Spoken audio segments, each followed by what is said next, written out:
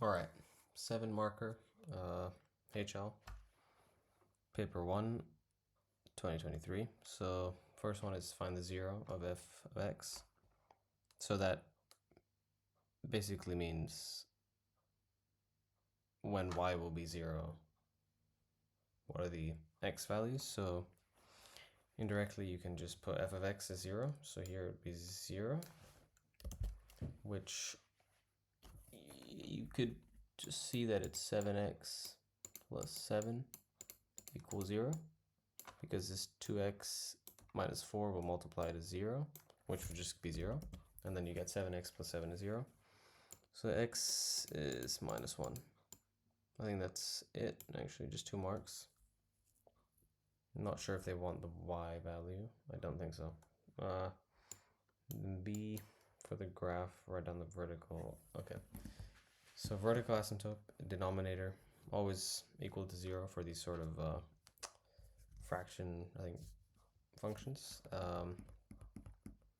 So that would be, this is the denominator, because you have to see what it cannot be. So if the denominator is 0, it's sort of illegal. It's undefined, so you got to make it, try and make it that illegal sort of thing. So you get 2x minus 4 equals 0, where x is now equal to 2. Yep. So if x was 2, this graph would not be able to happen. And that is saying that a vertical asymptote at x equals 2, it'll start approaching it. It will not actually touch it. So, and you have to write as an equation, x equals 2 as a vertical asymptote. So you could write VA colon or semicolon, whatever that is, x equals 2. The horizontal, for these sort of radical functions, I like to, you always want to compare these same coefficients, 7 and 2, of the highest degree of the x power. So 7x is the highest, x has x to the 1, this has mini x to the 0, but x to the 1 is higher. And same at the bottom here, you have to see which matches, it has to match. So you just look at these coefficients, 2 and 7. So then the horizontal asymptote are those two basically divided by each other. So 7 over, so it'd be y equals 7 over 2. That is the horizontal asymptote. So that should, yeah, that'll give you another 2 more marks.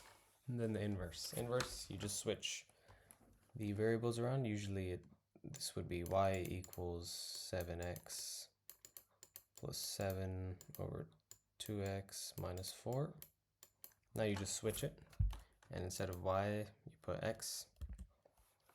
So that would be x equals 7y, you're switching everything, plus 7 over 2y minus 4. Then, just multiply it, see what happens, see what we can get with it. And I'll just delete this top part for more space, but you may want to just show it.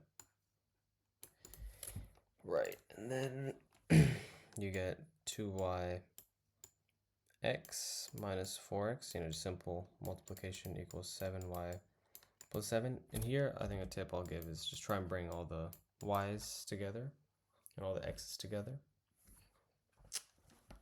So that would mean, so mainly it's just make sure you got the y's on the same sides and then put the x's on the other. So just subtracting 7y, adding 4x.